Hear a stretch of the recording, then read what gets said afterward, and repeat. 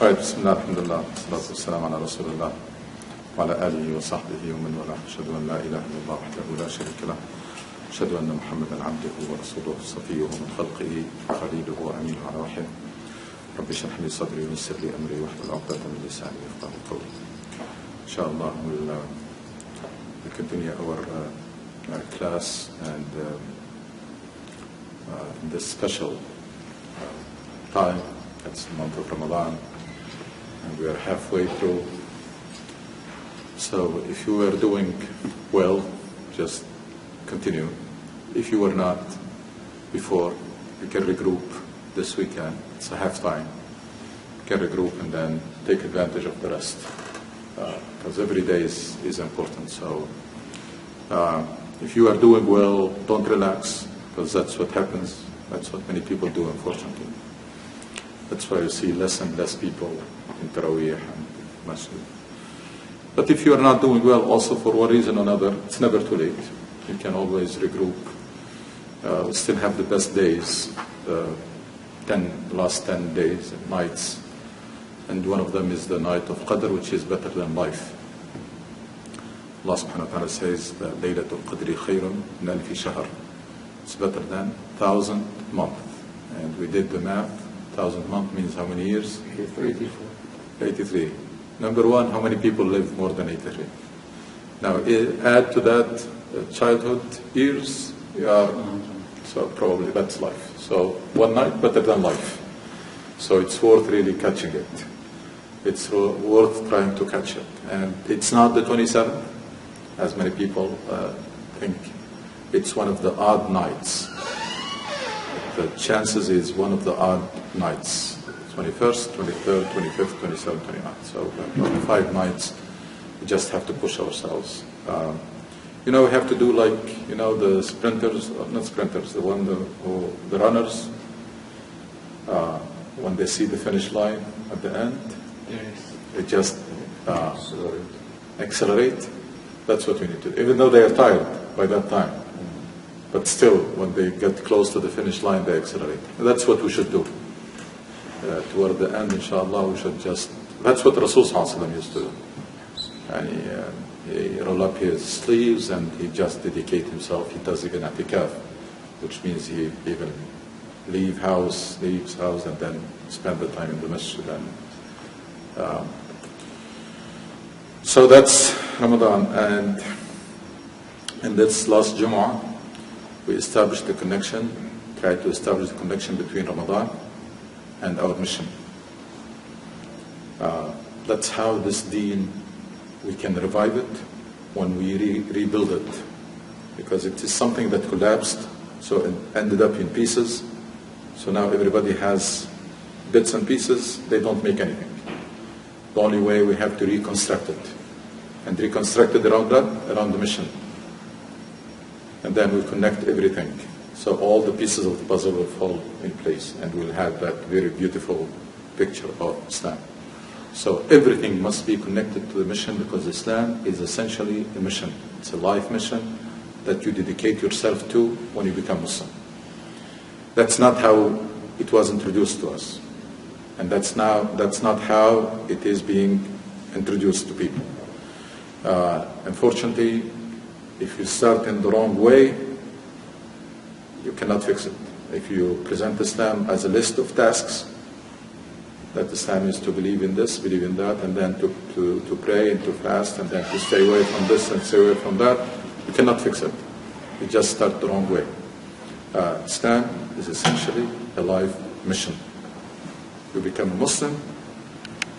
Before Islam, you were living for yourself. Become a Muslim, you are dedicated to the cause, to Allah and to His cause. That's what it is. It's a mission that is meant to achieve certain goals. So it's not only mission to achieve goals. So we have to hold ourselves accountable for the goals. And the moment we stop doing this, that's when we start declining.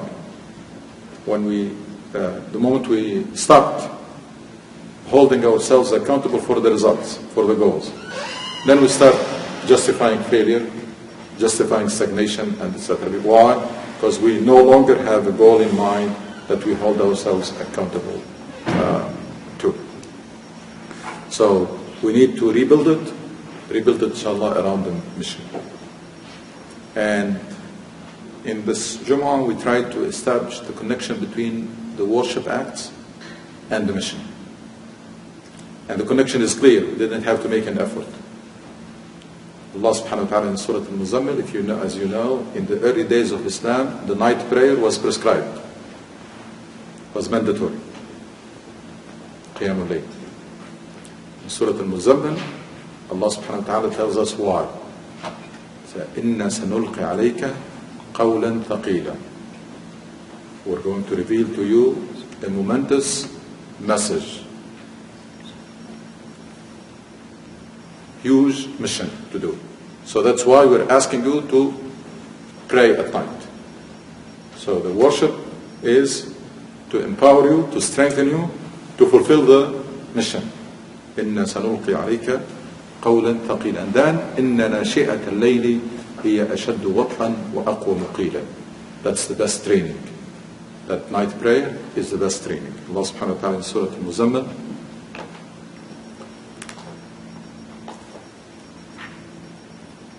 at the end, it's the last verse in Surah 73.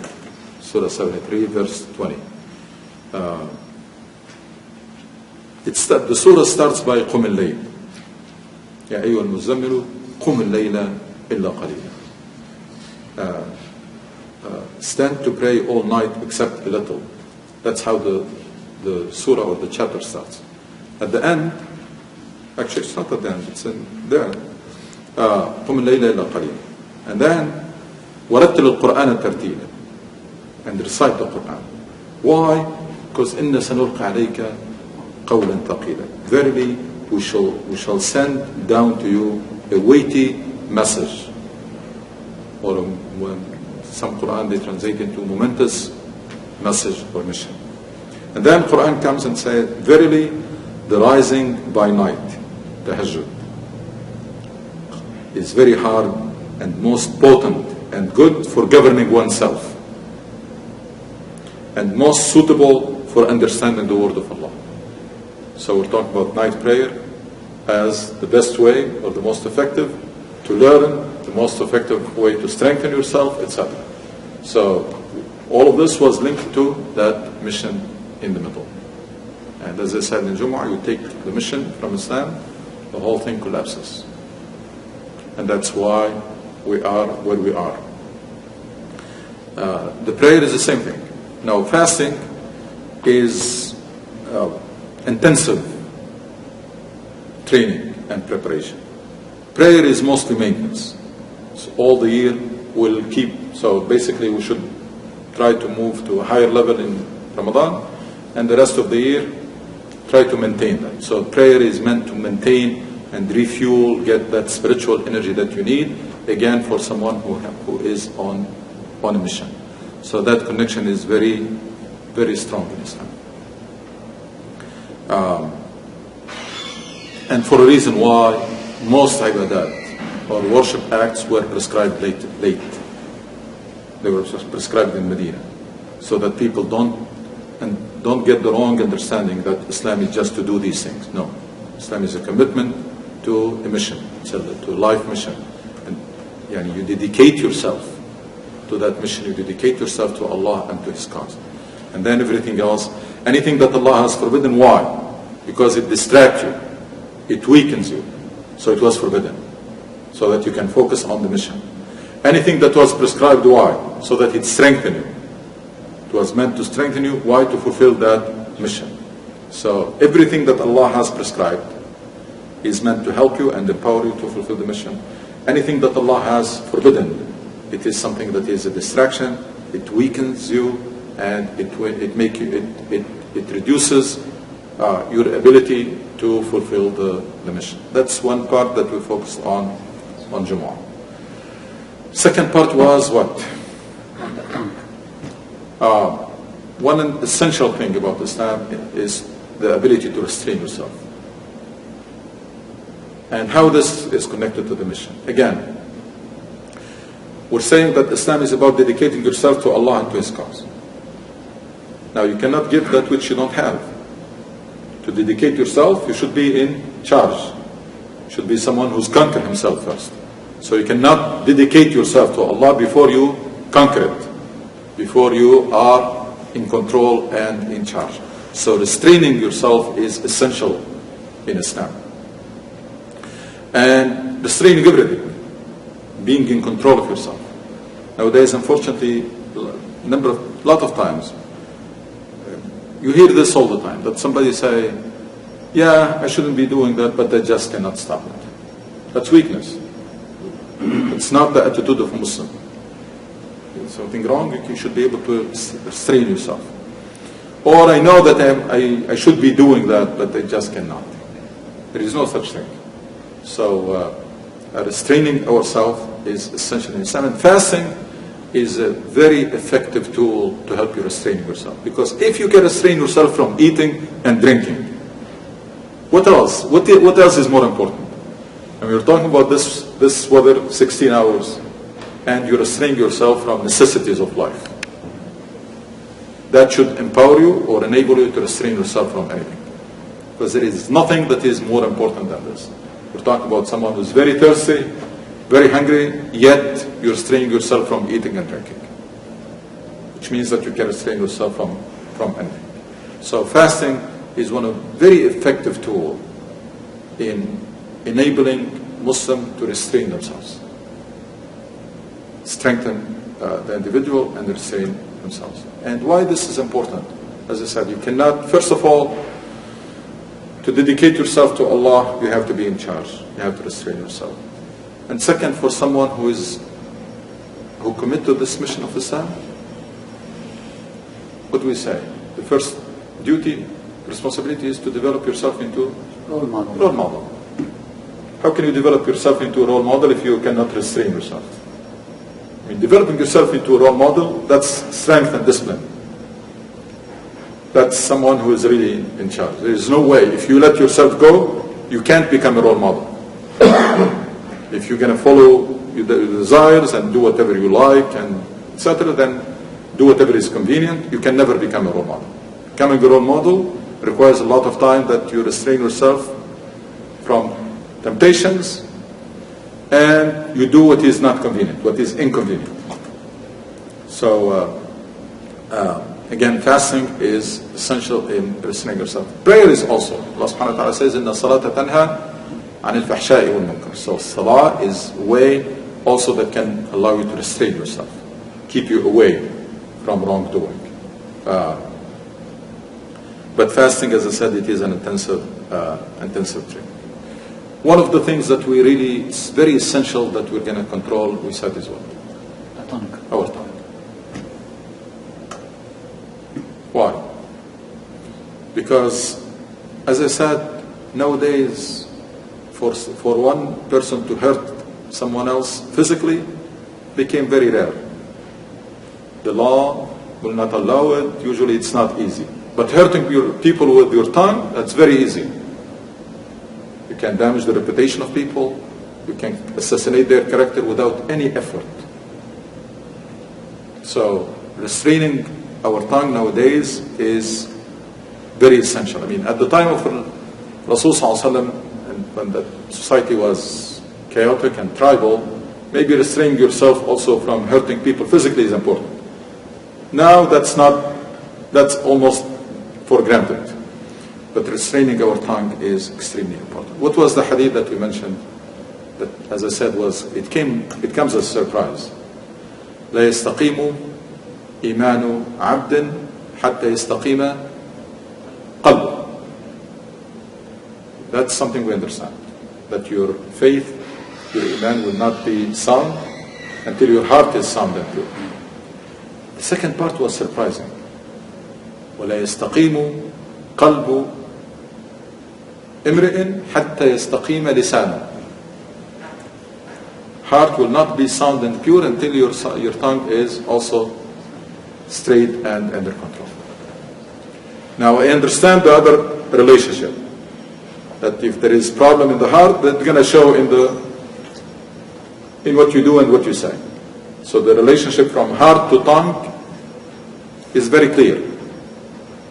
If someone his heart is corrupt, of course, the actions and the words are going to come out bad. Allah subhanahu wa ta'ala says, وَالْبَلَدُ الطَّيِّبُ يَخْرُجُ نَبَاتُهُ بِإِذْنِ رَبِّهِ وَالَّذِي خَبُثَ لَا يَخْرُجُ إِلَّا نَكِدًا وَالْبَلَدُ الطَّيِّبُ يَخْرُجُ نَبَاتُهُ بِإِذْنِ رَبِّهِ وَالَّذِي خَبُثَ لَا يَخْرُجُ إِلَّا نَكِدًا. This is, even though the context is different, but the meaning is the same.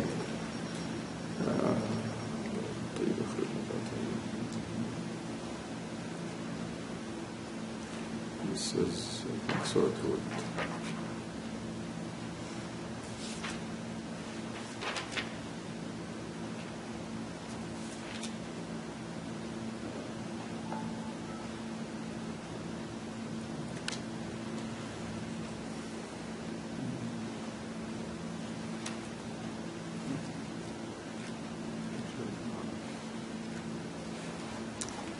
الطيب means that we have the say in Arabic says كل إناء بما فيه يرشح وينضح, meaning that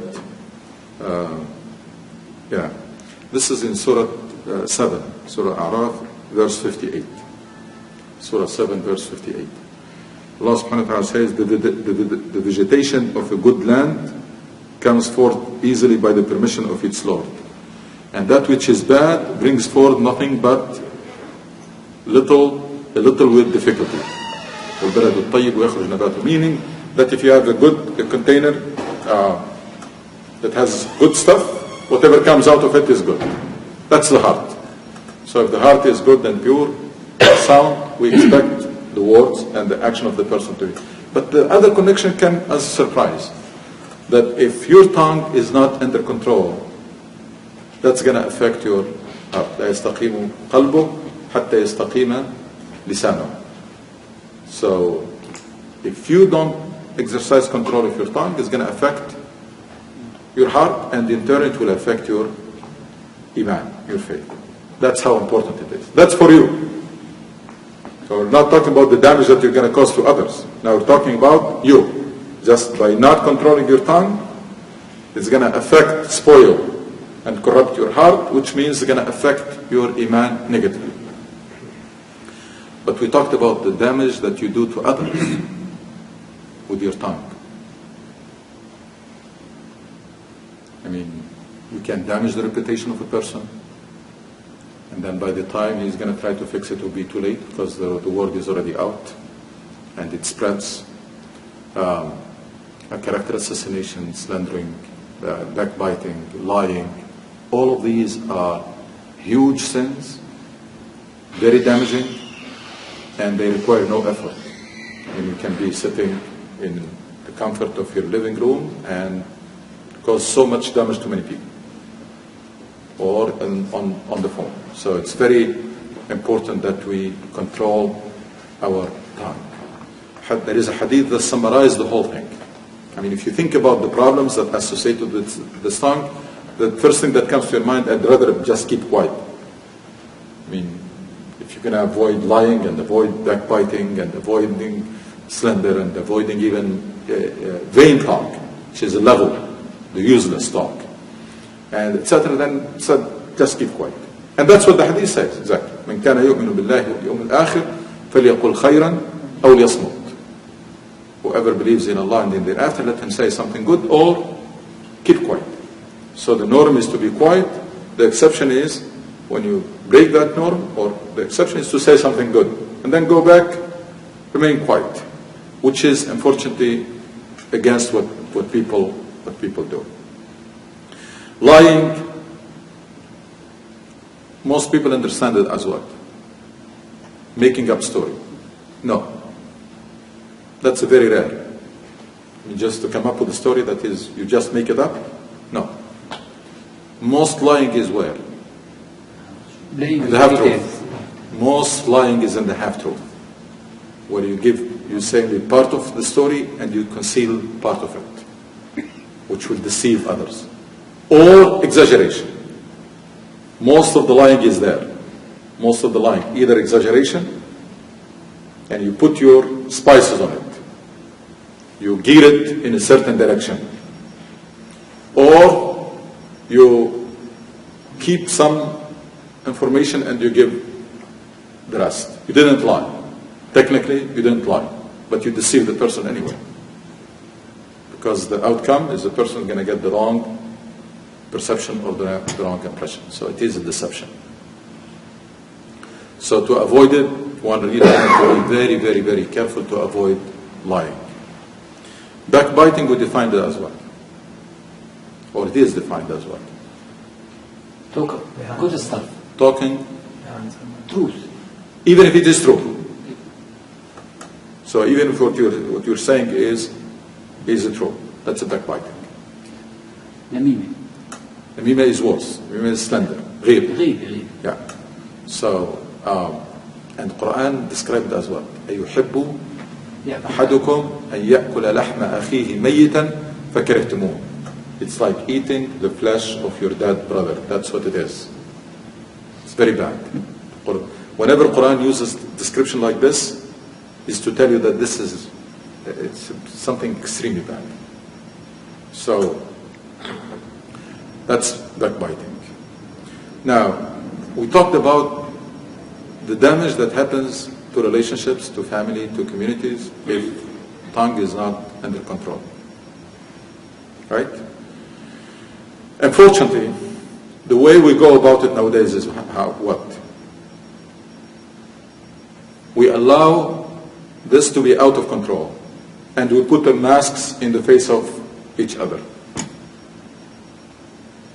So I can be talking ill about you in your back, and then when I meet you, I smile in your face, etc., and everything looks good. That's extremely bad.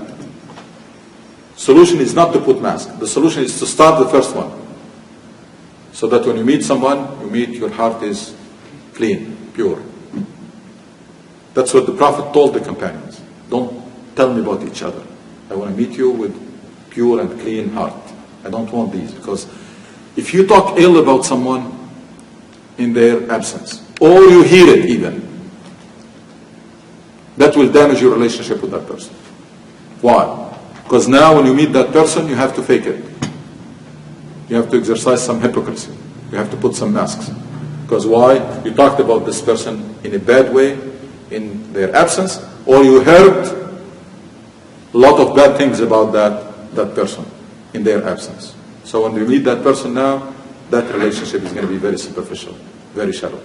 And that's one of the reasons why you can see people are very away from each other. People don't come close to each other. Why?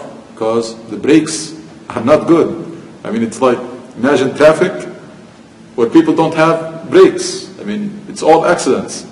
Same thing, interaction between people. There are two things that we have to do. One, to be in full control of our tongue, following the golden rule. فَلْيَقُلْ خَيْرًا أَوْ لِيَصْمُتْ. And second, to properly handle information. And we talked about this one time before, and we covered this in Jumu'ah. What's properly handling information? Verifying. First of all, when it comes to you, even before getting to verifying, before that, it has to be relevant. I mean, you have to establish a reputation for yourself that people will not come to you with nonsense. It has to be something relevant, substance, important, useful, etc. Otherwise, I don't want to hear it, even if it is true. Why? You know, من حسن إسلام المرء تركه ما لا يعني. It's one indication of a good iman is not to, it's to mind your own business. تركه ما لا يعني. So it has to be, first of all, you have to establish for yourself a reputation that this person is not easy to mess up with. This person, you cannot fool him, and you cannot deceive him, and you cannot waste his time. So, information has to be useful, has to be relevant, etc. And then you have to verify it. People are not angels. Even the companions were not angels. The word that talks about verifying, that was revealed at the time of the Prophet ﷺ. So, إن جاءكم فاسق بنبأ فتبينوا. Ascertain the truth. If somebody comes to you with a piece of information, ascertain the truth, verify it. People are not angels, people have agendas, people are not angels, period. I mean, there are many good people, but they're not angels still. So verify it. Get the other opinion. Ask questions. Why, how, when, etc. That's if it is useful. I mean, if it is not useful, there is no need even to hear it. So make that difficult for people to come to you with information. Now it was important and relevant, and you verified. What do you do next? Share it with everybody? No. Keep it to yourself and share it only if it is useful. Share it with someone that is useful for that purpose. Otherwise, keep it for yourself. See how many filters? First in the receiving end. It is very selective. Have to be very selective on what you hear. Then there is processing, verifying. Then handling. Unfortunately, a lot of people do none of these. They listen to anything, they don't verify, and they spread the word, share it, whatever they hear. The Rasul ﷺ said, كَفَى بِالْمَرْءِ كَذِبًا أَنْ يُحَدِّثَ بِكُلِّ مَا يَسْمَعُ. The person who says everything that he hears, this is a form of lying, the hadith says. How did the community of the Prophet learn this? They learned the hard way. Hadith al-Ifk. It's a very major incident. In that community was basically was shaken very badly with this incident when the wife of the Prophet, Aisha radiallahu anha, the daughter of Abu Bakr as-Siddiq, can't hope for more than that, was accused with the worst crime, was accused with adultery, fornication. And then the incident, basically they were in a caravan. Aisha radiallahu anha did not know, they left. She lost something, she went back to look for it. They left her behind, and the Rasul ﷺ sent someone. They thought she is in the whatever it is they use, they put on the back of the camel, cover it. They thought she is inside. So they were going, and they left her behind. So Rasul ﷺ usually sent someone to look after, to see if they forgot something, etc. And he found Aisha radiallahu anha, and he brought her to the caravan. And then the rumor spread, and people here say, and this lasted for a month. It was so bad that it affected the Prophet himself. It was so bad. The pressure was so bad that affected Abu Bakr as-Siddiq radiallahu anhu and affected the Prophet. Now the Prophet did not believe the rumors, but he was under a lot of pressure. And he was avoiding Aisha during this time. You can imagine the state of that community. And Allah subhanahu wa ta'ala wants to teach them by doing, by incident like this. They were taught how important it is to properly handle the information. And then Quran was revealed in a very harsh language. In Surah An-Nur, the language is really, imagine this is the community of the Prophet ﷺ. And this Quran was revealed to these people. And just read a couple of verses. I strongly recommend, because this incident is important, because what we're talking about is important, Surah An-Nur, Surah 24. Surah 24, it starts with verse 11. It goes all the way to verse 19, or 20 even. What's the first thing that Allah subhanahu wa ta'ala says? Verily those who brought forth the slander are a group among you. Those who did this are a group among you. Consider it not a bad thing for you. Why? Because there is a lesson. So it's not necessarily bad. To every man among them will be paid that which he had earned of the sin. Everybody will pay the price for what they did. And then, what's the first reaction?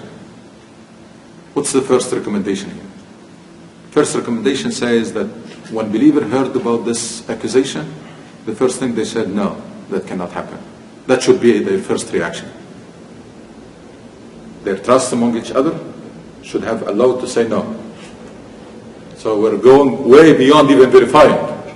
We're talking about rejection. We are better than this. This doesn't happen in our community.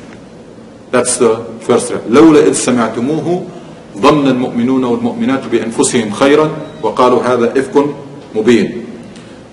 Why then did not the believers, men and women, when they heard it, think good of their own people and say, this charge is an obvious lie? See the reaction? So we're not talking about listening and verifying. We're talking about rejecting. Totally. We are better than this. This doesn't happen in our ranks. That's the first, that's the first reaction. And then, لولا جاءوا عليه بأربعة شهداء. Did they have witnesses? We're getting to the verification now. Witnesses. They didn't have witnesses, then whatever, these are liars. لولا جاءوا عليه بأربعة شهداء فلم يأتوا بالشهداء فأولئك عند الله هم الكاذبون. Why did they not produce 4 witnesses?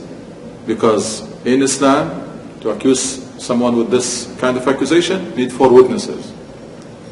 And you can tell why this strict requirement. Because this kind of accusation is irreversible. I mean, once a person accused like this, you cannot take it back. It's a stigma. That's why there is this requirement, 4 witnesses. And then, ولولا فضل الله عليكم ورحمته في الدنيا والآخرة لمسكم فيما أفضتم فيه عذاب عظيم. Had it not been for the grace of Allah and His mercy to you in this world and in the hereafter, a great torment would have touched you for that you had spoken. So if it was not for the mercy of Allah, you would have been paying a heavy price for this. And here, the description. You know what they say today? They say, here say. Quran went a step further than that. Say, you hear with your tongue. So that it's not even you hear with your ears and then you communicate it directly. No. It's a shortcut. إِذْ تَلَقَوْنَهُ بِأَلْسِنَتِكُمْ. Beautiful description. So you're not even hearsay, you are listening with your tongue. So very quick, you got it and you communicated right away. إِذْ تَلَقَوْنَهُ بِأَلْسِنَتِكُمْ. It's sarcastic. Why? Because Allah subhanahu wa ta'ala wants the believer to realize how bad this was. وَتَقُولُونَ بِأَفْوَاهِكُمْ مَا لَيْسَ لَكُمْ بِهِ عِلْمٍ. You're conveying information before verifying it. وَتَحْسَبُونَهُ هَيِّنًا وَهُوَ عِنْدَ اللَّهِ عَظِيمٌ. And you think this is light, you take it lightly, that's in the sight of Allah is very great. It's very serious. This verse is, again, you receive the information with your tongue. Meaning you don't even take time. It goes directly. Short circuit. وَتَقُولُونَ بِأَفْوَاهِكُمْ مَا لَيْسَ لَكُمْ بِعِلْمٍ. This is something that you should never do. You should never be used by anybody to convey an information that you are not sure about. Once I convey it, before I convey it, I have to make sure, because I'm gonna put my credibility on the line. Or if in extreme case you should say that it is that person who said this. So العهد على الراوي, whoever brought this. So I'm not confirming or validating it. At least it's better to keep it if you're not sure about it.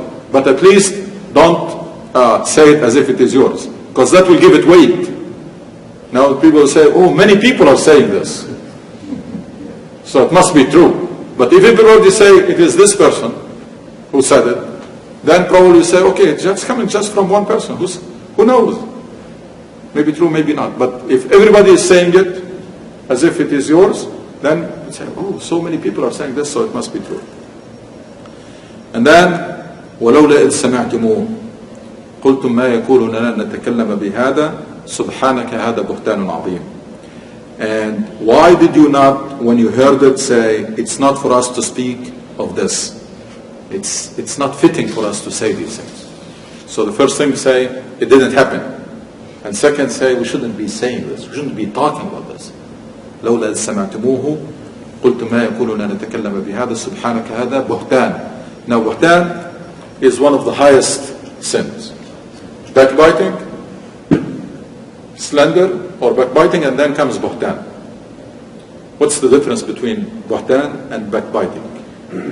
Backbiting, you're saying something bad about the person, something that is true. That's backbiting. Buhtan, when you're saying something bad that is not true about the person.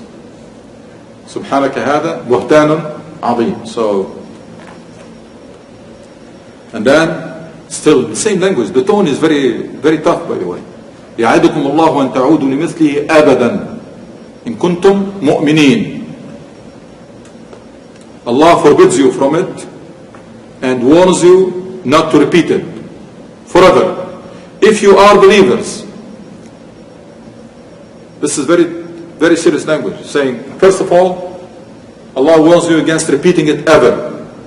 That tells you it is very serious. And then say, if you are believers, in kuntum mu'mineen, shouldn't do this again. Because that was very bad. يعدكم الله أن تعودوا مثلي أبدا إن كنتم مؤمنين ويبين الله لكم الآيات والله عليم حكيم.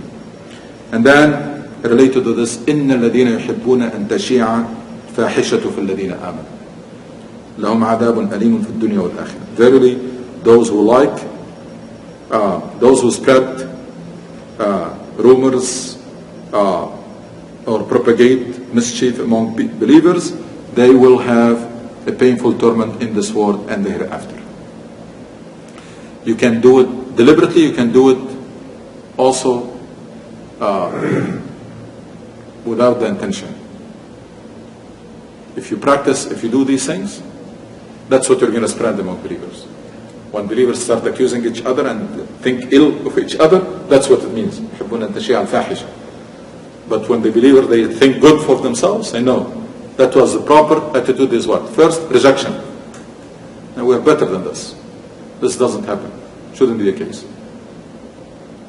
And then, even in this verse, didn't say that you should ascertain the truth. It just said that you shouldn't be saying something that you are not sure about.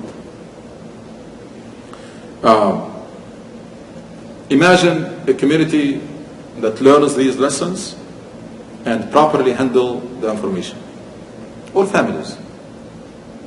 What kind of relationship would be among people who think that they know they don't backbite each other, who they never lie to each other, so their word carries a lot of weight, because you're dealing with a person who never lied to you. So the person, and you know that this person doesn't backbite. Atmosphere will become very healthy. Relationship will be very solid.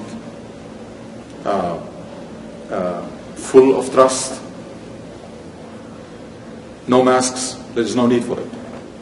Why you put masks? And I found one of the golden rule in this. It says what?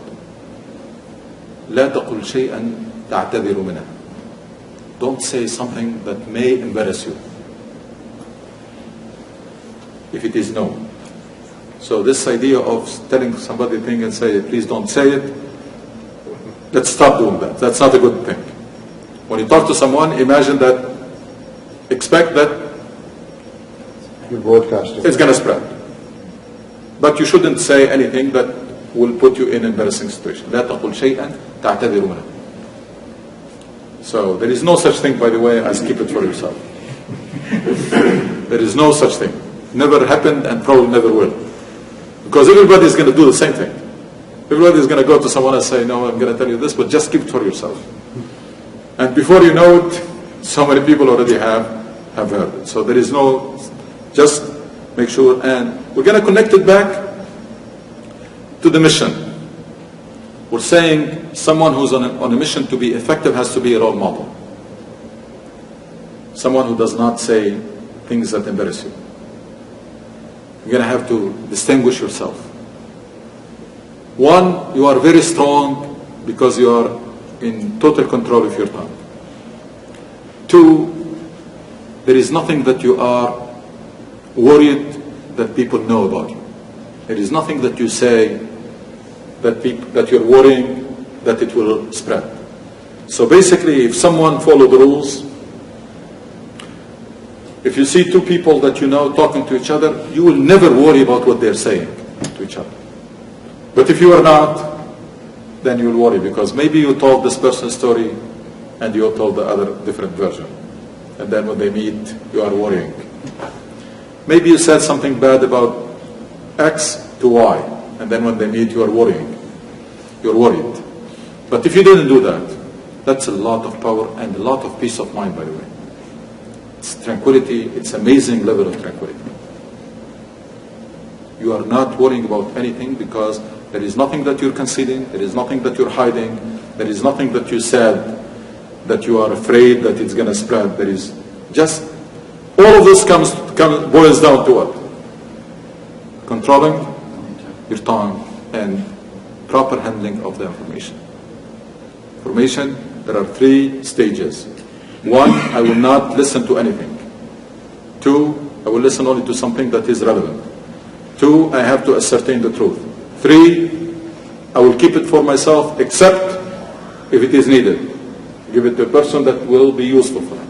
Other than that, I will keep it for myself. If we adopt this, we'll cut the channels for rumors. Why? Because even if somebody has come to you with a rumor or something wrong, it's going to stop there. The buck stops here. It's not going to spread. At least from my end, it's not going to spread. And if each one of us does the same thing, then this community will be immune to any rumors. Why? Because even if it comes to one person, stops there. One person maybe fails, second, it will stop there. So there are hurdles that this information will not cross. Channels are not totally open that everything goes everywhere. No. That will create a mess. That will create a mess. There will be no solid relationship if every piece of information goes everywhere. And if people don't exercise these restrictions. 1, don't tell me anything unless it is relevant. 2, I'm going to make sure that it is true. I'm going to ask tough questions. I'm going to verify. And of course, if I catch you one time giving me wrong information, forget it. Next time, forget it. We're not, because when it comes to truthfulness, it's either you have it or you don't. There is no such thing as this person is 70% truthful or 95%. It's either truthful or not. This is one of those characteristics that you either have it or you don't. There is no such thing that this person, most of the time, how do I know? How do I know that this time is not lying? It's either truthful or not. And you can tell the power of the character of the Prophet ﷺ, Rasul ﷺ, by the testimony of the people of Quraysh who were fighting him. He asked them a very simple question. If I tell you there is an army in the outskirts of Mecca that is about to attack you, are you going to believe me? Basically, if I'm going to tell you something that you didn't see, are you going to believe me? What did they answer? قالوا ما جربنا عليك كذبا. You never lied to us. This person has been for 40 years living in that small town where everybody knows everybody else. Everybody is cousin of everybody. Yet, for 40 years, never lied. They said, you never lied to us. There is no reason for us not to believe you. قالوا ما جربنا عليك كذبا. That's the only way. You want to take this mission seriously? We want to change our conditions? You're going to have to produce role models. Muslim communities, Muslim nations, Muslim societies are not going to change until we succeed in producing role models and leaders. That's how society changes. You can try changing regimes every day. That's not how society is going to change.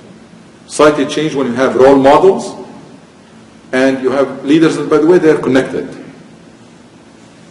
Because leadership is almost automatic for someone who is a role model. Because leadership is what? They define it as what? Influence. Leadership is defined as influence. And that's, if you are a role model, that's what you're going to do. You will have influence on people around you. So you will be leading. So both, they go hand in hand. And that's the only way societies can change. Is qada wa qudwat. Leaders and role models are, the more you produce of these and then you spread them or you scatter them in societies, the more things will change. Because societies will not change until people do, and people, the most effective way to change people is through mentorship by role models. Yes. Some people are professional liars. They hunt for new immigrants. I have to warn the people about them. And you are telling us, don't say anything, you know. Oh no. I mean, these are the rules. These are the rules. What you're talking about is the exception. This is not backbiting. I mean, if you are sure about someone, and you can tell this person in their face, first of all, so it doesn't become a backbiting. What is Say, the go question? to the person and I'm ask. sorry, what is the question? He says that there are people who are professional liars, meaning they deceive others. So when we have a new immigrant, to protect them from these people, we should tell them about it.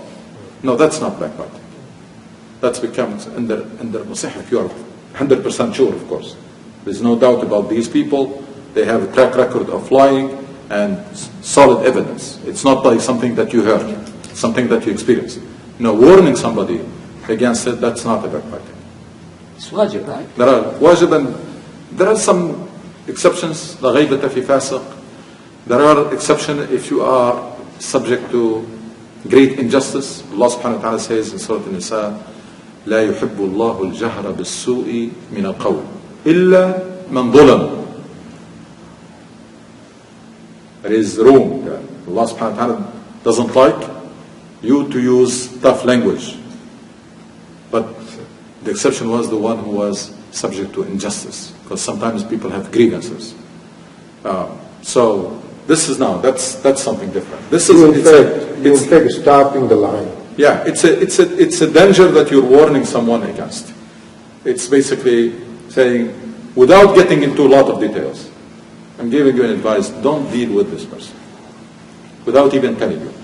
Don't deal with this person, we have bad experience. Try to minimize it.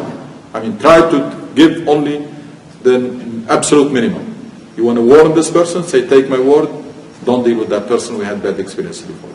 But don't just take it and then explain, get into details, etc. You give the advice, you give the warning, and then it's their problem. You know, in Islam, even things that are forbidden becomes permitted or even wajib under certain conditions. Like you cannot drink alcohol, but if you're going to die out of thirst, then it becomes you have to. It's permitted, or even you have to save your life. So you're going to have to keep this in mind. Bottom line, we shouldn't abuse those exceptions. Because even lying, there are some special circumstances that can be permitted when you want to reconcile between people or use it in a good way. But again, these exceptions, الضرورة تقدر بقدرها. It has to be used in a very limited way, and we should focus on the rule. Focus on the rule so that we don't abuse the exceptions. Yes? What about the situations where you are seeking knowledge about a person? I'm asking you your opinion about him because I need to deal with him. That becomes a shahada. That's not backbiting. That becomes shahada. And I have to stick to the facts. I shouldn't put the opinion. For example, this happens a lot in marriage, or in marriage or business. that becomes a shahada, I have to say it. That's a testimony. So I'm not coming just to enjoy talking bad about someone. You came to ask me. Why? Because you're starting business with this person, or you're going to have your son or your daughter going to marry their daughter or their son. That's different. That's a testimony. Actually, I should say it.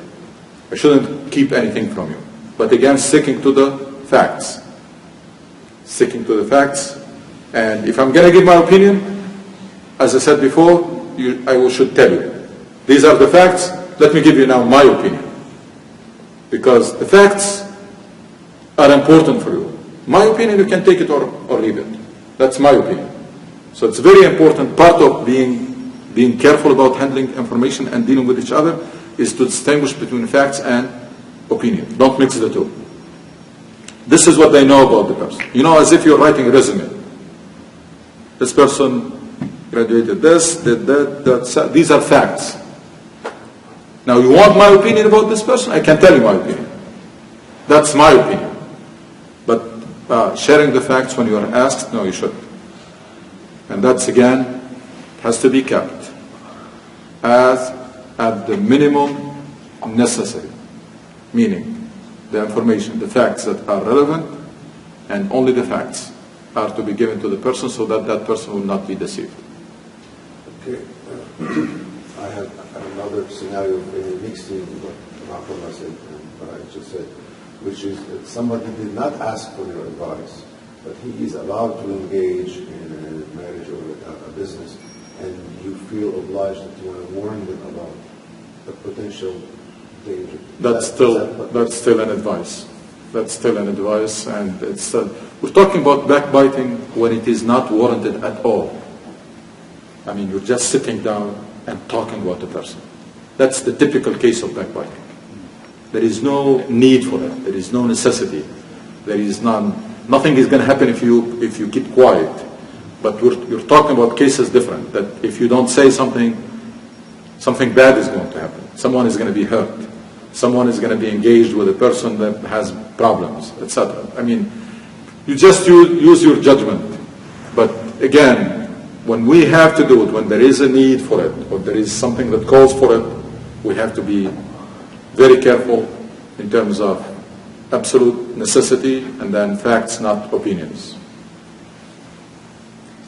I need to share this story. I know somebody in this area. With me, deal perfectly. No mistake.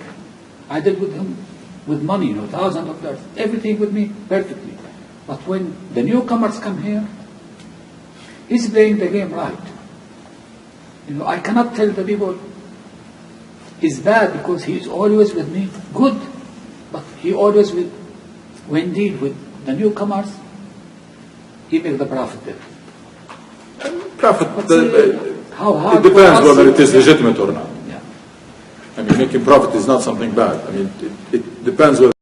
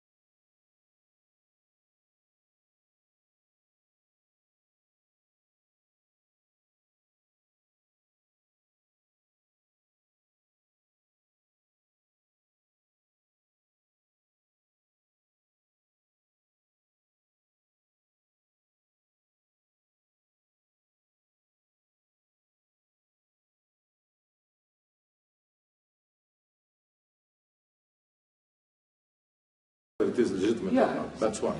Second, if what you're talking about is something that you experienced, and you confronted this person, and it is established, then you still can tell people about it, even if it doesn't happen to you. But if it is hearsay, no. I mean, if it is something that was well established, you went and confronted this person, and they acknowledge that they are doing this, trying to justify it, then you can tell people or warn people, I'm just, you know what, I advise you not to deal with this person. It's better not to do it. Or it's better not to deal with this person with money, for example, just to be specific, not to say that. But again, overall, has to be in control, very careful, unless something that is not called for. Should follow the rules. If it is called for, we have to do it in a measured way. In a measured way and careful, and not abuse those exceptions. Yes. When the Prophet sent somebody, his wife, came late, who was that person? Mustah, not Mustah. No, Mustah is the one who spread the word. I mean the person who I don't remember. Safwan. Safwan. Yes, Safwan. Safwan who raised the accusation. No, Safwan is the man who brought Aisha. Oh. The one was Mustah. Couldn't be a better option if he could send somebody like her kin? No, they don't know. They don't know that Aisha is there. But they think Aisha is in the caravan. They used to put something, Hawdaj. So they left. Aisha lost something. She was looking for it when they left. So Rasulullah did not send a person to bring Aisha. Rasulullah sent a person to look after if they forget something. And he was surprised to find Aisha. So that's what happened. She was sitting there alone, right? She was sitting there. Yeah. And remember, we were talking about at the time, and no lights, nothing. So, but it wasn't. No, they thought Aisha is in the caravan.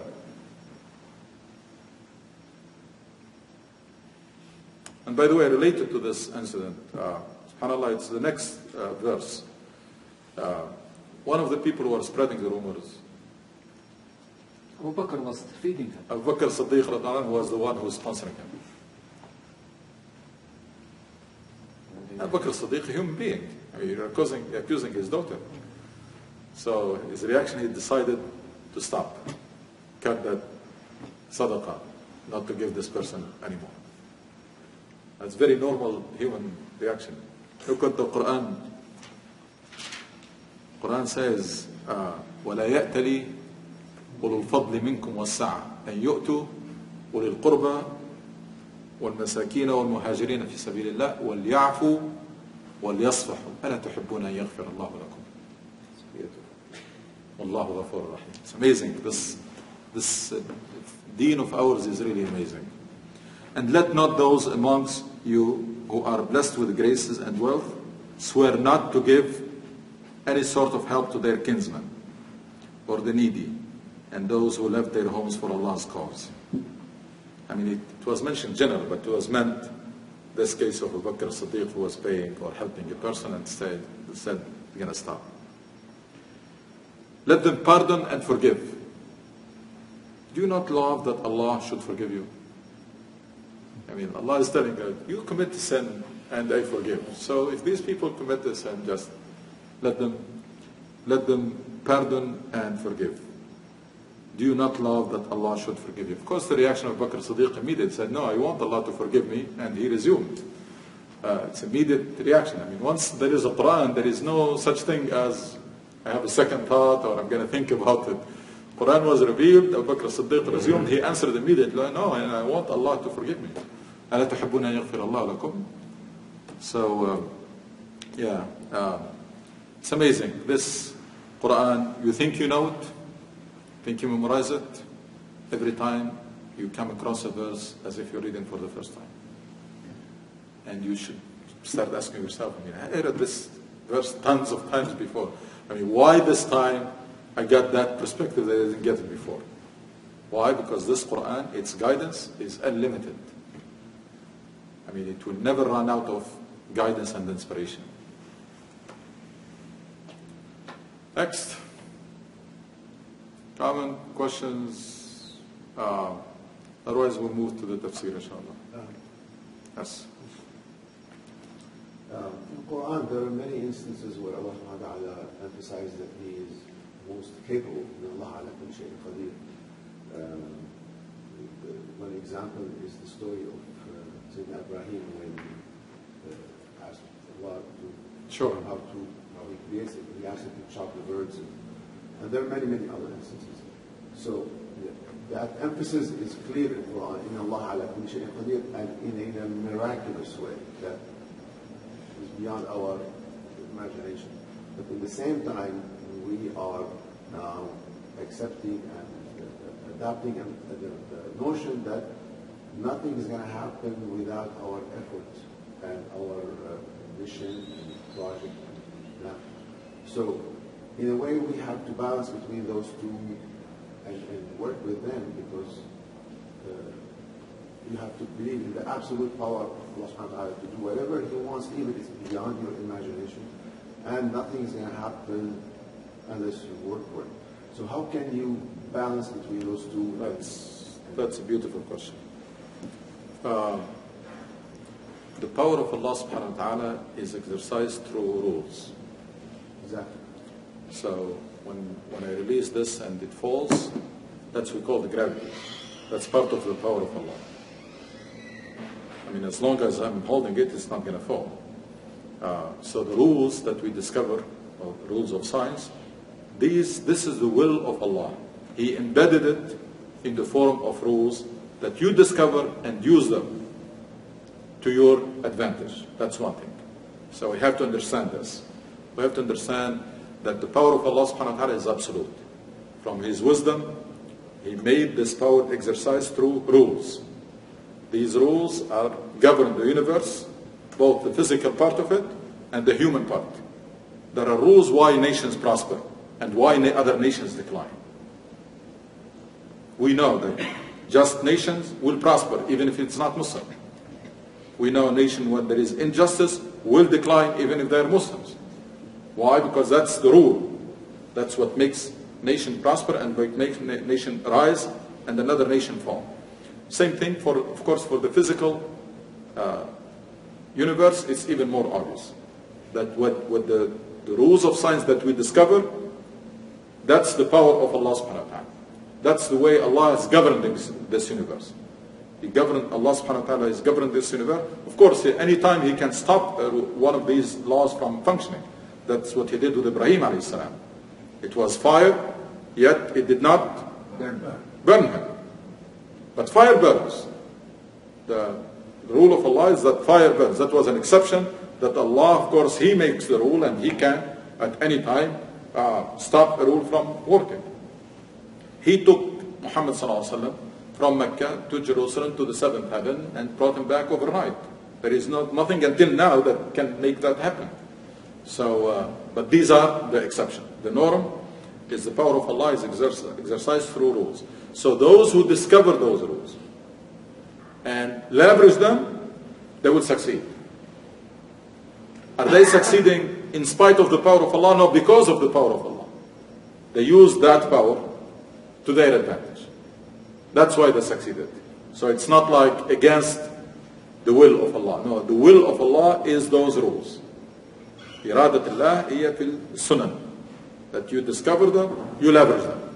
That's one part of it. The second part is Allah's wisdom. Allah is in no need for our efforts. You said that unless we make an effort, we're not going to get results. That's the wisdom of Allah made it that His will is enforced and His plan is executed through our efforts. And I keep always mentioning that's an honor and of course a responsibility. Does Allah need our effort? No, He doesn't. But that's the decree of Allah subhanahu wa ta'ala. The decree of Allah subhanahu wa ta'ala that His plan on earth is executed through human efforts. So even the Prophet ﷺ had to work hard for this, and was not made easy for him, and no, had to work hard and has to go through a lot of sacrifice and struggle to do the work of Allah subhanahu wa ta'ala. And Allah subhanahu wa ta'ala at the same time says, if you do everything right, and you do everything you can, and that falls short, Allah can take care of the rest. But not before that. See the combination? One is that the power of Allah subhanahu wa ta'ala is absolute, but it's exercised through rules. Your job is to discover those rules and leverage them. Does it mean that you are bypassing Allah? No, you're discovering the rules that Allah embedded in this universe, and you're leveraging for your benefit. The second part, the work of Allah, has to be done through human efforts. That's Allah's decree. لا يسأل عما يفعل. That's Allah subhanahu wa ta'ala chose for things to happen this way. But does it mean that we don't need the help of Allah? No. We have to do everything we can. We do it right, do the right things, do the right things right, plan carefully, do everything you can. Now if that falls short, Allah will take care of the rest. But before you do this, that's the problem. Before you do this, you can't count on any special treatment, on a special help. That's why we have seen Muslim countries are defeated by non-Muslim countries, or by atheists, or by anything. Why? Because there are rules that are applied. I mean, the Mughals attacked Baghdad at that time. I mean, these people, they have no faith, nothing. Still, they were able to defeat Muslims and defeat them badly. Why? Because at that time, Muslims were indulged in materialism and totally out of touch, and they become so weak. So yeah, actually, why going far? The Rasul Sallallahu Alaihi Wasallam and his companions in the Battle of Uhud, they were defeated. In the second part, it was a defeat. Quran called it like this. Quran called it musibah, and calling fashal, it's a failure, and it's a disaster, and it's a failure, and it's because of you. There is nobody to blame. So that's the fine line. The fine line, it's not because you are Muslim, you're gonna have it easy, or you get made. No. It's not. There is nothing in Quran that tells us this. And as we just mentioned the case of Rasul Sallallahu Alaihi Wasallam. It's not because of you are Muslim. At the same time, there is the decisive help of Allah. And يَنْصُرْكُمُ اللَّهُ فَلَا غَالِبَ لَكُمْ. But that decisive help is conditional. That decisive help is for people who, that's why they say, plan as if there is no help from Allah, and rely on Allah as if you have no plans. I mean, when you plan almost as if you are relying on your plans, so that you don't have that complacency and say, you know what, it's okay, it will work. That's what people are doing. It's okay, fine, Allah will make it work. No, there is no such thing. Plan carefully. Plan as if you are relying on your plan. And when you rely on Allah, as if you have no plan. That's what Rasul Sallallahu Alaihi Wasallam perfectly did when he migrated from Mecca to Medina. Very detailed plan, very careful, everything was planned. He left nothing didn't take any chance. But then when Quraysh were able to get to the cave, he switched, became total dependent on Allah. مَا بَالُكَ بِاثْنَيْنِ اللَّهُ ثَالِثَهُمَا. What do you think is going to happen to two people? Allah is their third. So there it was complete planning. Here it was complete tawakkul. Why? Because there is nothing to plan anymore. We are in the cave and the people are outside. So Abu Bakr Siddiq said, if they look down, they're going to see us. Basically, we're caught. He said, مَا بَالُكَ بِاثْنَيْنِ Allahu ثَالِثَهُمَا, and the verse says, لَا تَحْزَنْ إِنَّ اللَّهَ مَعَنَا. Allah is with us. Why? Because at that moment there is nothing more you can do. You did everything you can. That's what I'm saying. You count on the help after you do everything. And the tawakkul, what's the best? This is one of the best examples, but there is another very good example of tawakkul from the story of Musa, alayhi salam. I mean, when they reached the sea and Pharaoh was chasing them. قال أصحاب موسى إننا مدركون. That's it. It's over. قال كلا إن معي ربي سيهدين. Now Allah will make a way for us out of this. I mean, you're talking about an army that is chasing you and the sea in front of you. What's the way out? That's again a moment of total tawakkul. The people of Musa said, we are caught. There is no way out. قال أصحاب موسى إنا لمدركون قال كلا إن معي ربي سيهدين. No, Allah is with me and Allah will make a way for us out. Sometimes they say, you know what? When his mother put him in the sea as well. That's tawakkul. Yeah, that's tawakkul also. His mother put it. فإذا خفت عليه فألقيه في اليم. I mean, you're fearing for someone, just throw him in the sea. We're taking care of him. فإذا خفت عليه فألقيه في اليم ولا تخافي ولا تحزني إنا رادوه إليك وجعلوه من المرسلين. With tawakkul, amal al-qalb, tawakkul is the action of the heart, and everything else is you need to do to work for it. That's very good. It's tawakkul this way, tawakkul from start to finish. It's with your heart you are depending on Allah. But then, you do the work. And so it said the story of Musa, قال كلا إن معي ربي سيهدين. It's an instant where there is nothing you can do.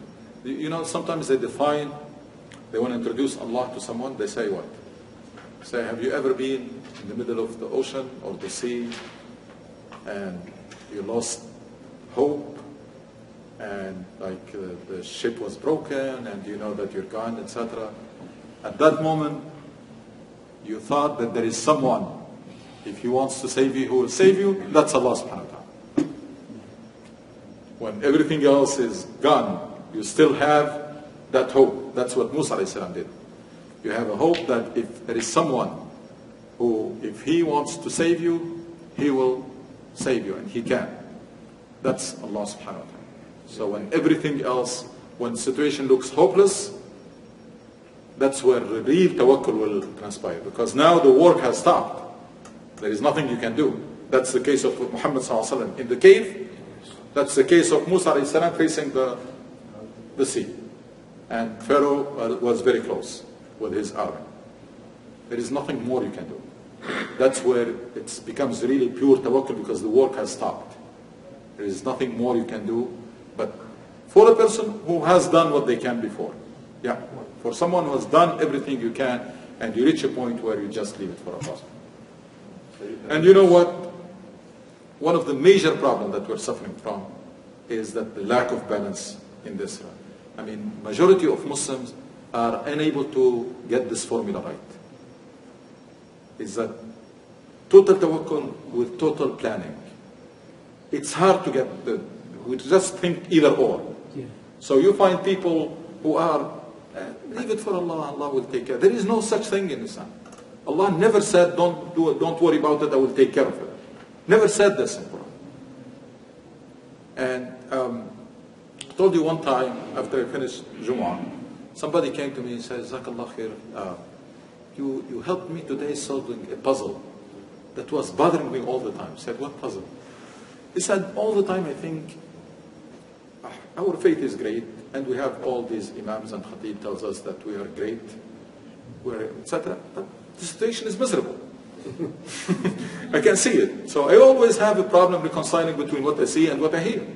I hear all the time that we are a very great community, great people, and etc., great faith, but the situation is very miserable. And today you explained that to me. You said that the help of Allah is conditional. Now I understand. Now I understand that there is a help of Allah, because I keep asking myself, why we are Muslim, we are in this situation? Where is the help of Allah? And you're telling me that it is conditional. I say, yeah. In Islam, it's very simple. It's mentioned that it is conditional. إِن تَنْصُرُ اللَّهَ يَنْصُرْكُمْ. So there is no such thing as it's guaranteed for people. It is conditional.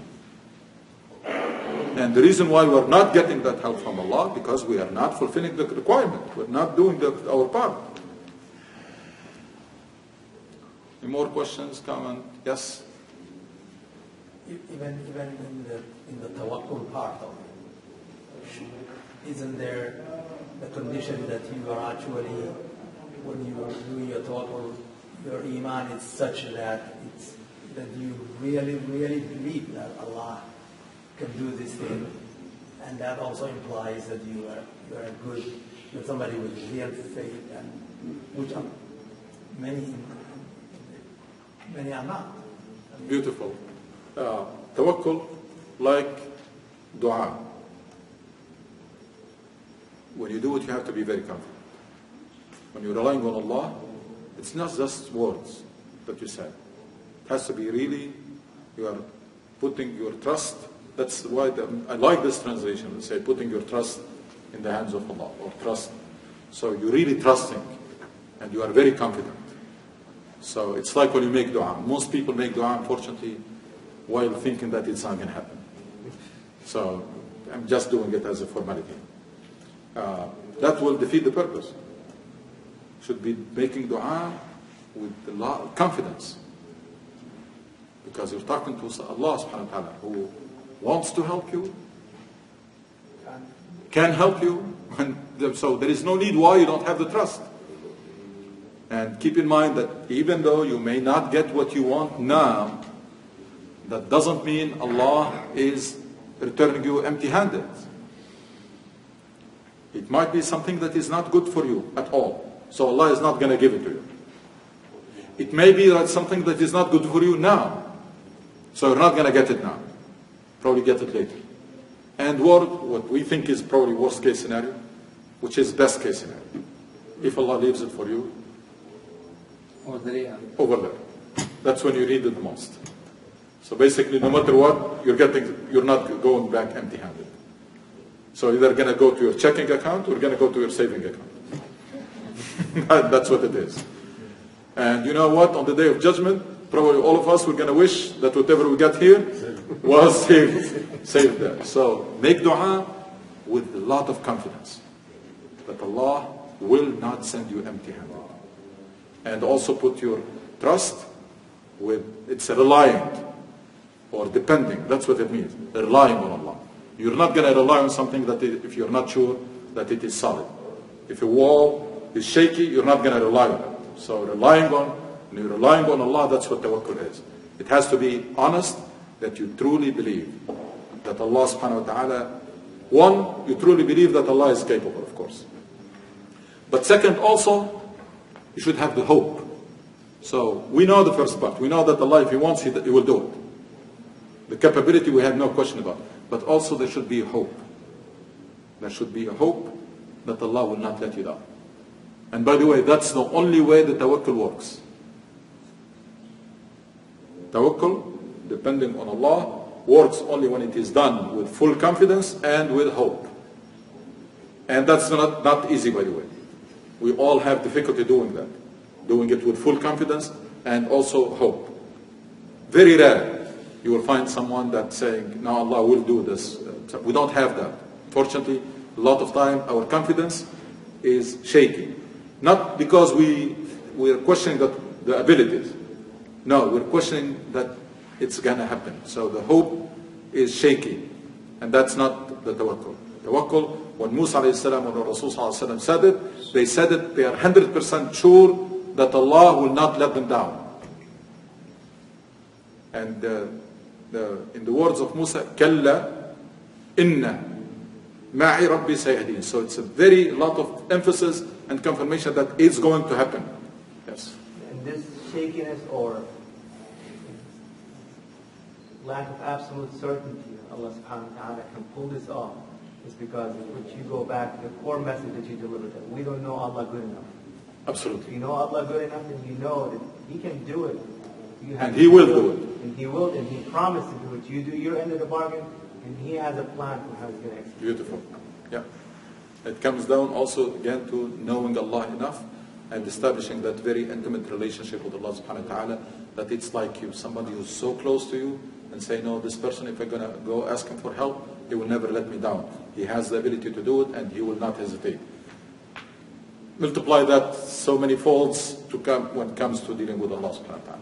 Unfortunately, a lot of time, we have more confidence in people than in Allah. We go to someone, like to seek help, say, no, this person, I know him, he's capable, and my relationship is good with him, he's not going to let me down. You have much more confidence than when we do it with Allah. So beautiful point that we raised, we have to do it with the confidence and hope. As I said, these people, when they said it, say, كلا إن معي ربي سيهدين إن بالك باثنين الله ثالثهما لا تحزن إذ يقول لصاحبه لا تحزن إن الله معنا. Why you're shaking? Why you're worried? Allah is with us. That's requires. I mean, it came with a lot of confidence. Actually, certainty. It's even better than confidence. Yes. But also, the mercy is not limited to the believer. I mean, if you change your heart, if you're not a believer, if you change your heart, in the middle of the ocean, you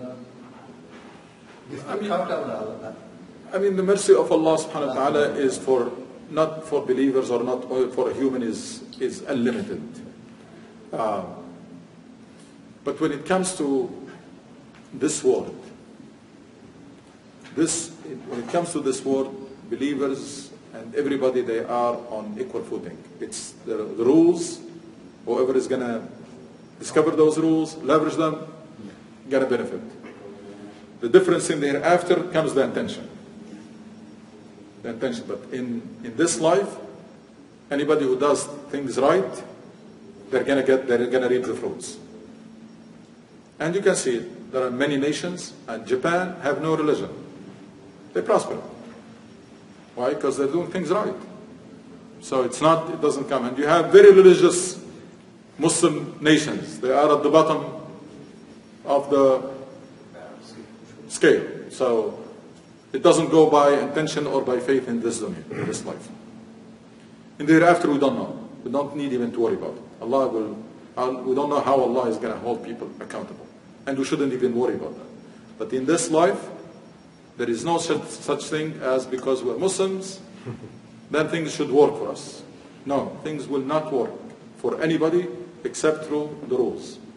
These sunan that we say where science discovers something, they discover a rule of Allah that He has embedded in this universe. One literal example of getting caught in the middle of the ocean is with the use of Islam. He was swimming in the English Channel before he converted. And he was totally going to drown. And at that time, he remembered Allah. He didn't remember Jesus. This is what he recalled later on. He said, I beg Allah to save me.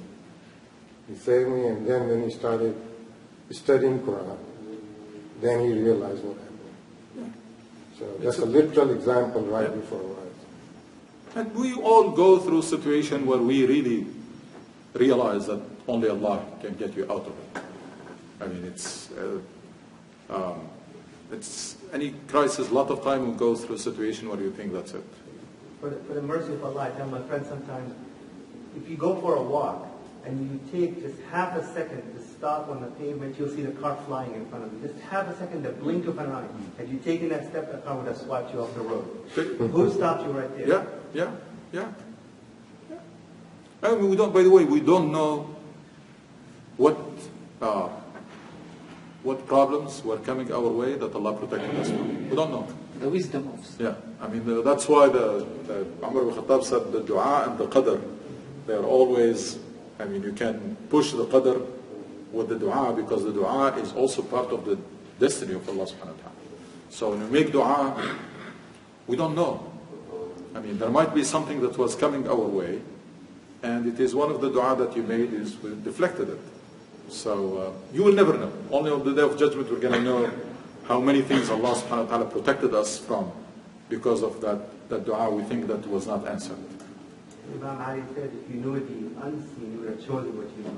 Yeah. chosen the seed. Yeah, if you know the unseen, you chose what you see. And always have no doubt that what Allah chooses for you is better than what you choose for yourself. Because we were not told about Allah this way. We were not told about Allah that He loves us. We have talked about only the fear part and the punishment and the hellfire, etc. We thought that that's going to work with children and make them fear. That's the wrong way to introduce Allah to people. And we did very miserable job as Muslims to introduce this part that will make people love Allah, not just fear Him. That make people love Allah and love Him to a point where? To a point even when they fear Him, they run to Him. Which is against the logic. When you fear something, you run away from it. Except Allah, you fear Allah, you run to Allah. You race to Allah subhanahu wa ta'ala. So we did very poor job in introducing Allah, that Allah loves you. Allah loves the best for you. So I'll give you just the contrast. Tell someone this is haram. If you do it, you're going to go hellfire. And this is the punishment set. Tell the same person about the same act. This is haram. Allah is forbidding because it is bad for you. And Allah loves the best for you, so that's why He wants you to stay away from it. Because Allah loves the best for you. I mean, it's big difference. I mean, if it is introduced to me the first way, I may do it reluctantly, just because I'm afraid of punishment. But the second way makes you excited about it. That Allah is telling you to stay away from this because that's bad for you. And Allah wants you to excel, wants you to succeed in life. So that's why He doesn't want you to drink, doesn't want you to do these things, because these are all things that distract you and are very destructive. And you can see it. Go do any analysis of any society. You will find all the social diseases. At the bottom, at the heart of them is sin. It's something that Allah forbidden. I mean, look at alcohol, what does it do in societies? I mean, from accidents to everything. I mean, families, you name it. Look at gambling, what does it do? Look, just list the problems that society suffers from, and I challenge you, if you can't get at the bottom of it, or at the roots, something that Allah has forbidden. Because Allah لا يأمر إلا بمعروف ولا ينهى إلا عن منكر. Allah forbids only things that are bad for you. And it started in the Quran with the original sin when Adam alayhi forbade Allah, or disobeyed Allah subhanahu wa ta'ala, فَبَدَتْ لَهُمَا سَوْآتُهُمَا. Yeah, and that's how and then they lost, big loss. So all the sawats that you see today, whether it's divorces, corrupt society, All of it because of you it. disobeyed Allah subhanahu wa ta'ala. Very nice perspective, very nice angle. It's that's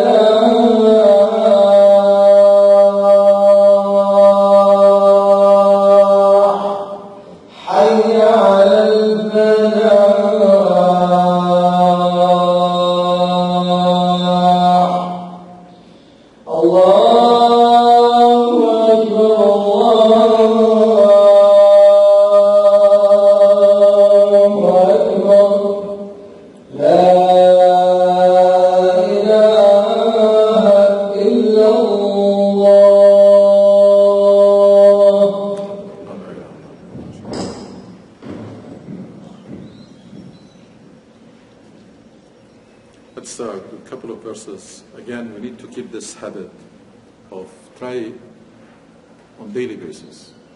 Read into the Quran. Read something. It doesn't matter how much you read. It's just read regularly and properly. Read to try to extract guidance and inspiration. This Quran is full of inspiration and never runs out of it.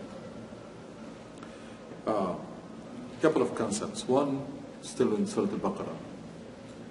We talked last time about the incident of changing the Qibla. Muslims start by praying to Jerusalem, and we talked about this. This concept of فَاسْتَبِقُوا الْخَيْرَاتِ.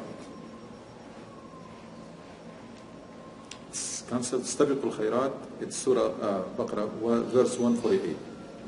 Hasten towards all that is good. This was repeated in a number of places. سارعوا إلى مغفرة من ربكم. سابقوا إلى مغفرة من ربكم. And here, فاستبقوا الخيرات. This concept of that we are in a race. We're competing.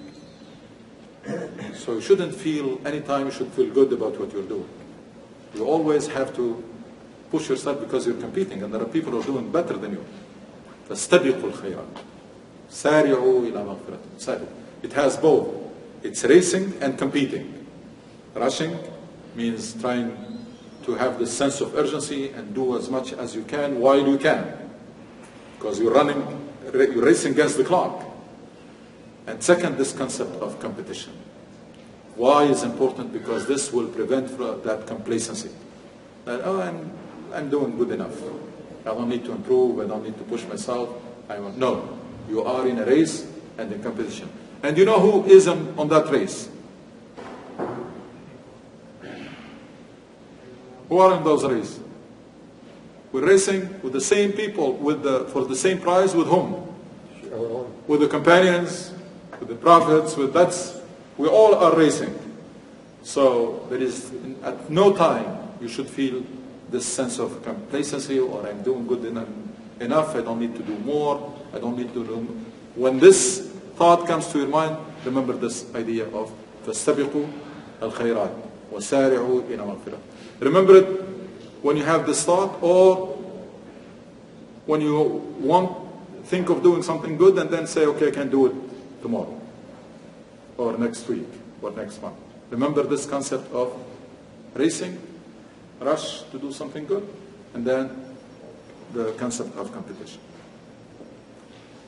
And then comes the verse that describes the job description of Rasul Sallallahu Alaihi Wasallam. This also was repeated in a couple times in Quran. كما أرسلنا فيكم رسولا منكم يتلو عليكم آياتنا ويزكيكم ويعلمكم الكتاب والحكمة ويعلمكم ما لم تكونوا تعلمون. That's the job description of Rasul Sallallahu Alaihi Wasallam, verse 151.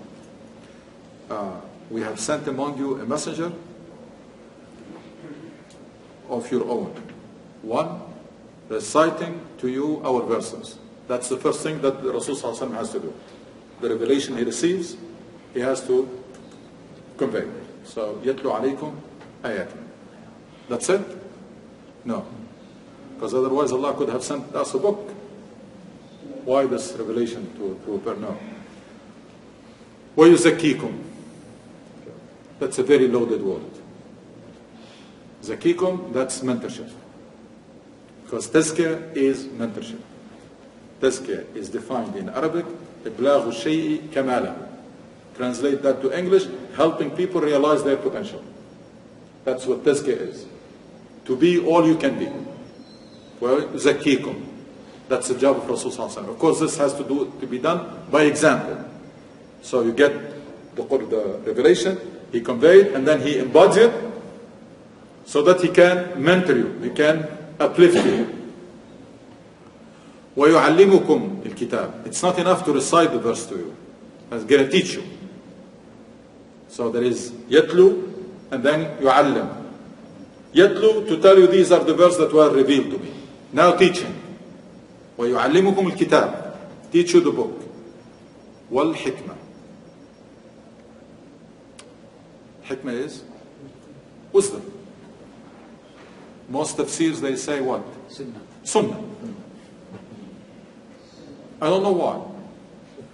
Wisdom. Keep it as is. Wisdom. It's much more general. أعلمكم الكتابة والحكمة. Wisdom, anything that is useful. Sunnah is part of it. أعلمكم الكتابة والحكمة. ويعلمكم ما لم تكونوا تعلمون. Teach you that which you didn't know. Beautiful. That's the job description of the Prophet. Why this is important? It's our job. Beautiful. That's the job description of each one of us as followers of Muhammad sallallahu alaihi wasallam. Why? Because he is the last prophet, last messenger. So whatever was assigned to him, and I mentioned, and I keep saying it, that the job is for us. The job that Rasul sallallahu alaihi wasallam brought is for us to do. So he was just a model and demo. I mean, somebody brought you a job to do, and then he showed you how to do it. It's like somebody who brings a piece of appliance to your house, and then before they leave, they show you how you do it, and then they leave, it's yours. You're going to do it. The job that Rasul sallallahu alaihi wasallam brought, both the message and the mission, is ours. He brought us a mission to fulfill.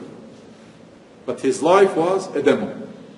That's how you fulfill it in the best possible way. So whatever was assigned to the Prophet, that's the job description of me and you. Our job is to recite the Quran to people, to teach, to mentor, to help people realize their potential.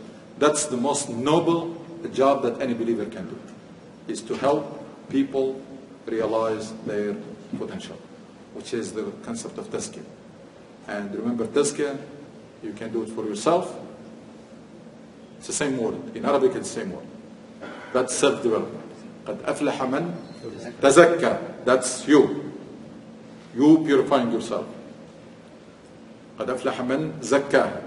And here, tazkiyah, it's when you do it to somebody else, that's a mentorship. So verse 151, please remember it. That's verse was repeated, I'm sure at least twice. That describes, 3 times at least, the job description of Muhammad sallallahu alaihi wasallam. And then we'll conclude inshallah with فَاذْكُرُونِي أَذْكُرْكُمْ.